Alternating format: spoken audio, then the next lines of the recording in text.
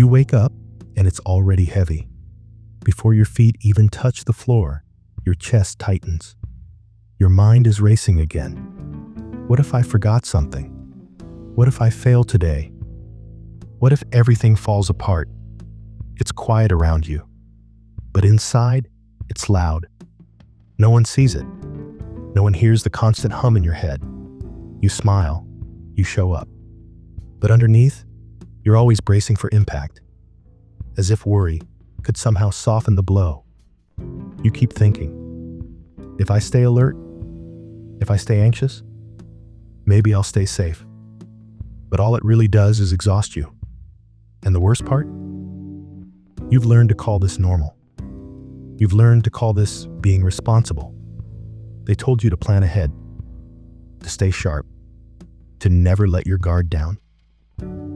But no one told you the cost. No one told you that your nervous system would burn out just trying to survive days that haven't even happened.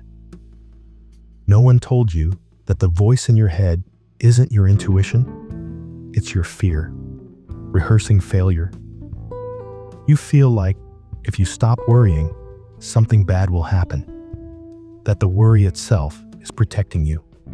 But tell me this, how long have you been worrying? And how much did it actually protect you? The truth is painful, but it's sacred. You're not living. You're scanning.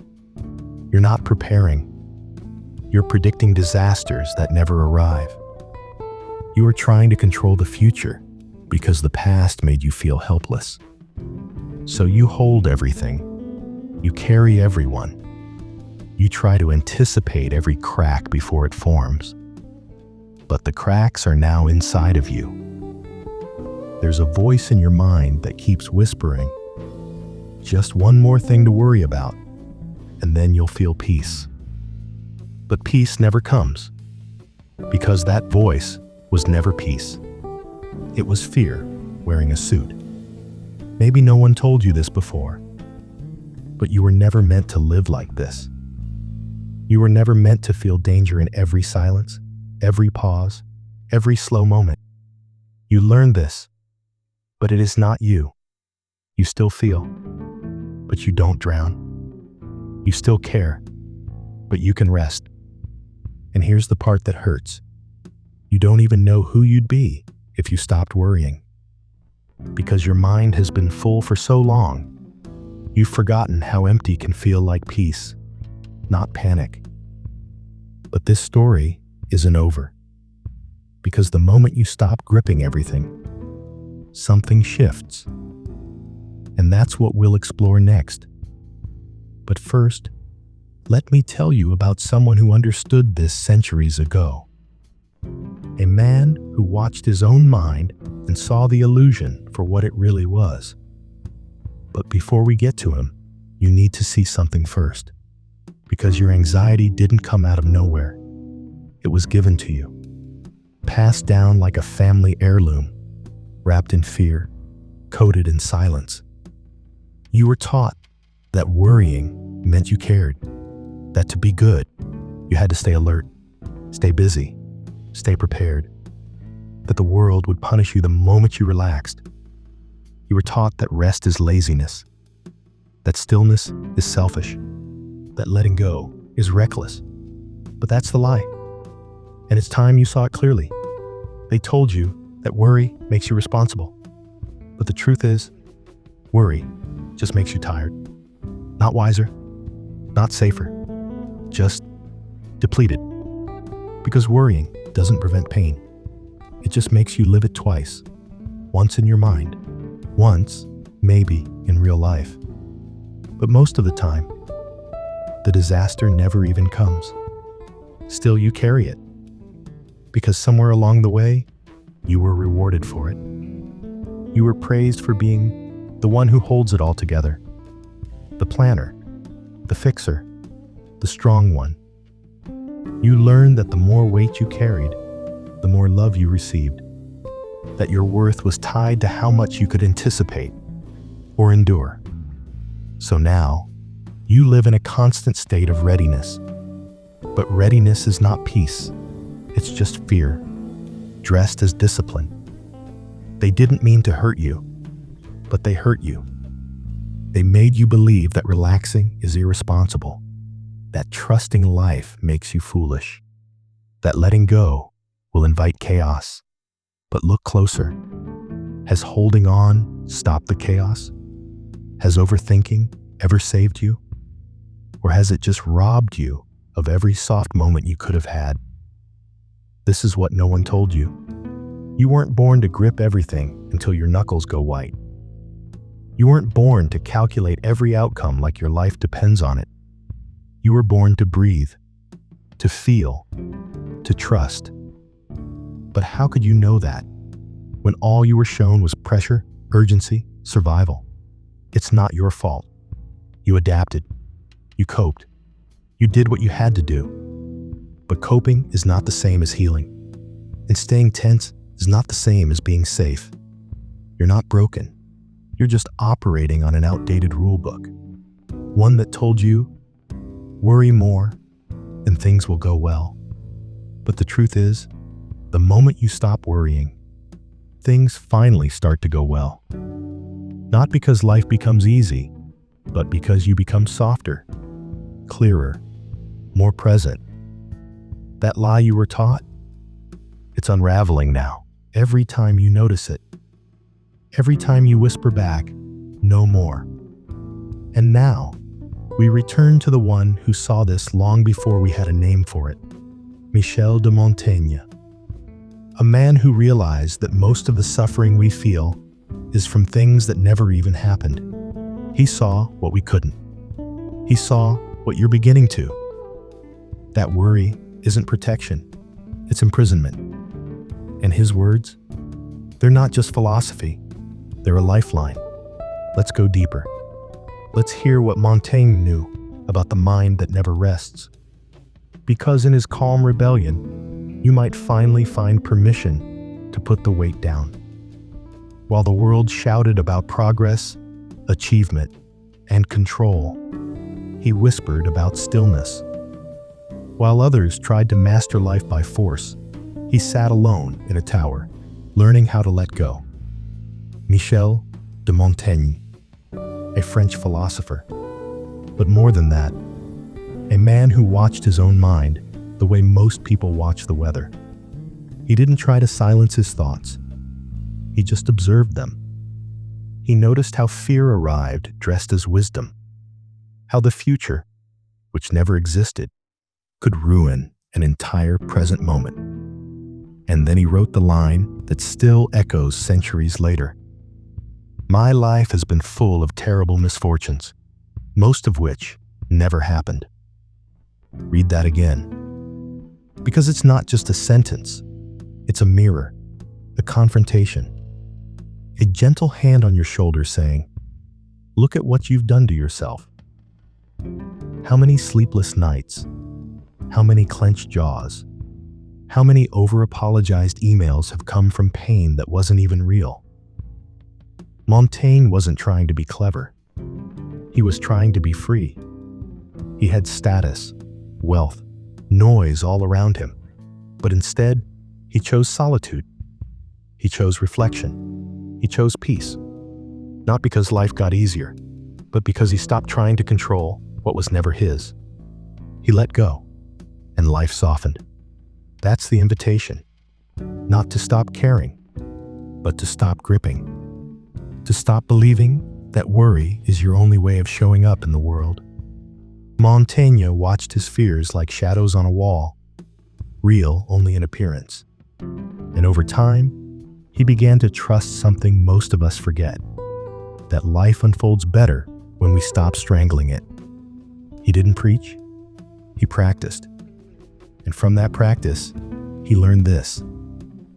You don't need to control the future to feel safe in the present.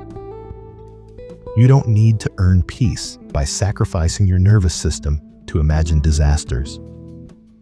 You just need to see that your thoughts are not commands. Your fear is not truth. Your worry is not love. And that's what makes him different from most philosophers. He didn't talk from a mountain of theory. He spoke from the ground, where the fear lives, where you live, because he was afraid too. But he didn't let fear dictate the shape of his days. He turned inward, not to escape life, but to return to it. And now, his voice can echo inside of you, the same way it echoed inside of him. My life has been full of terrible misfortunes, most of which never happened. It's not just a quote, it's a release, because the moment you understand what he saw, you stop being afraid of the fear itself. You stop giving your energy to things that might never happen, and you start returning to what is, to the breath, to the body, to this moment, right now, which has never asked for your panic, only your presence. And that's when everything begins to change. But why is it so hard to let go, even when we know all this? Let's go deeper. Because the real reason you can't stop worrying is buried deeper than logic. It lives in your story. That's why it won't leave just because you understand it. Because worry isn't a habit, it's a wound. And even when you hear Montaigne's words, even when you know most of your fears never come true, something inside you still grips the wheel, still whispers, but what if this time is different? And that voice, it doesn't come from the future. It comes from your past. You didn't become a worrier by choice. You became one by necessity. Because once, long ago, you felt powerless. You felt unprotected. Maybe someone failed you. Maybe chaos arrived without warning. Maybe your emotions were too big for the room you were in, and no one helped you hold them. So you decided, if I can predict the pain next time, maybe I can survive it. That was your first contract with worry, not as weakness, but as armor. And it worked. It made you hyper-aware. It made you excellent at scanning every room, every tone, every possibility. But here's what no one told you. That same armor, it doesn't know the battle is over, so it keeps you on high alert, even when you're safe, even when nothing is wrong. And now, every time life slows down, you mistake the calm for danger. Because in your story, stillness never meant safety. It meant the silence before the storm. So you fill the silence with thoughts, with tasks, with imaginary futures that might go wrong. But that's not you anymore. That's just an old reflex, still firing even though the fire has gone out. You carry a leash inside you, tied to outcomes, tied to people, tied to expectations. And every time you try to loosen it, something tugs back and says, "But what if I fall apart without it?" Let me tell you something sacred. You won't fall apart. You're already whole. It's just been buried beneath the noise. You don't need to track every outcome. You don't need to rehearse pain just in case it shows up. Because you're not that scared child anymore.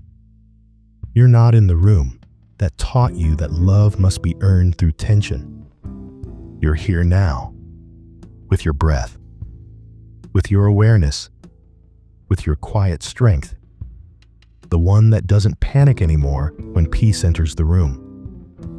The real reason you can't let go isn't because you're weak. It's because no one taught you that letting go was safe. But Montaigne knew. And now, so do you. And here's what that changes.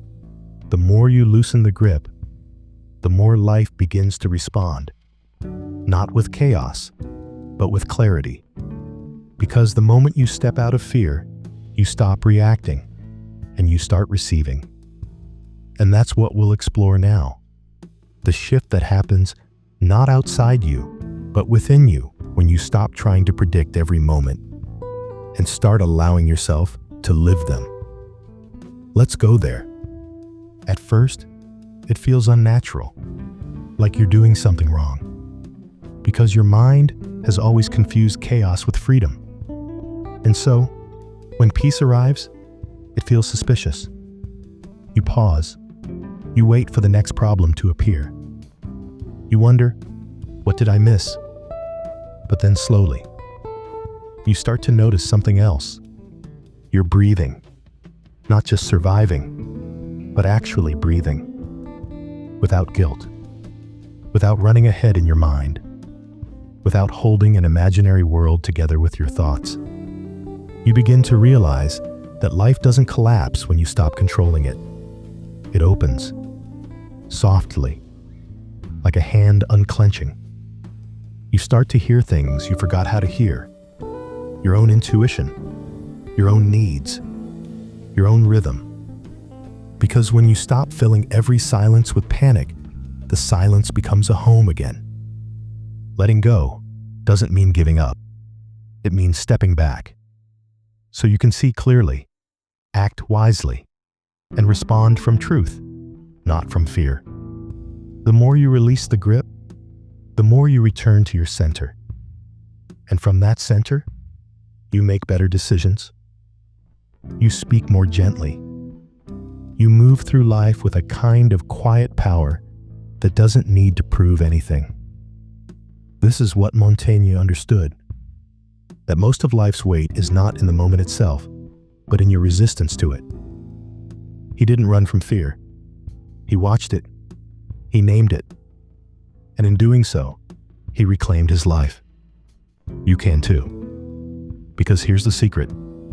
When you stop worrying about what might happen, you finally see what is happening. The small joys, the real connections, the opportunities that were always there, but blurred by your overthinking. And suddenly, you start to feel more energy. Not because your life got easier, but because your mind got quieter. You begin to move from trust, from alignment, from presence, and life, the real kind, not the imagined version, begins to respond to you, not the fear inside you. That's the shift. You're no longer dragging yourself through your days by force and prediction. You're flowing through them with awareness and calm. Even the hard moments feel different. Not lighter, but clearer. Because now you're meeting them as you, not as a soldier preparing for disaster. This is the beginning of emotional freedom. Not the kind you scream about, the kind you whisper into yourself when you realize you no longer need to suffer in advance. And maybe, for the first time, you look around and realize nothing fell apart. You just stopped trying to hold what was never yours to carry. And in that release, you found something more honest than safety, peace. But we're not done. Because even with all this, there's one more piece. You've loosened the grip. But now comes the hardest part, forgiving yourself for holding on so long. Because after the grip loosens, after the mind quiets, something unexpected happens. Grief. You begin to mourn the version of you that lived in fear for so long. The one who held it all together. The one who thought panic was love and exhaustion was proof of commitment. You start to see clearly now, not just the piece you were missing, but the years you lived without it. And that's when the tears come. Not always the loud kind. Sometimes they're just a sigh, a soft ache in your chest, a long pause before the next breath. Because deep down, you've been waiting for permission to finally rest. So let this be it.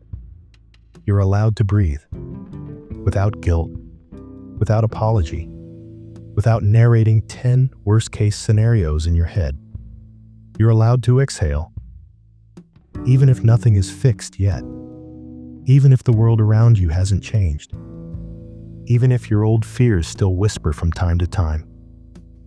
You're allowed to have peace anyway, because peace isn't the absence of fear. It's the refusal to let fear dictate your every move. And you're doing it right now. Even by listening to this, you're choosing a new story. One where you don't have to hustle to be loved. One where you don't have to collapse just to feel seen. One where your value isn't tied to how tightly you hold things together. Montaigne saw it, and now, so do you. You've been taught to survive, but now you're remembering how to live. And yes, the worry might come back. It probably will. But next time, you'll recognize it. You'll greet it like an old habit, not a command. And instead of spiraling, you'll take a breath, place a hand on your chest, and say, I'm safe now. I don't have to carry this anymore. Because you don't. You never did. You just didn't know it until now. And here's the beautiful part. You don't need to become someone else to feel peace. You just need to return to who you were before the fear taught you to worry. That version of you is still here. Quiet, software, unburdened. And they've been waiting for you to finally come home. So here's what I want you to remember. You're not weak. You're exhausted. You're not broken. You're healing. You're not failing. You're freeing yourself. One thought at a time. One breath at a time. You're allowed to let go. You're allowed to stop rehearsing tragedy. You're allowed to choose peace, even when the world tells you to panic. And if this speaks to you, if some part of you finally feels seen, finally feels understood, then write it below. Say, I choose peace. Say it for the version of you that didn't know it was possible. Say it for the future you that needs to hear it again. And say it for the one who's listening now. The one inside you who is finally allowed to breathe.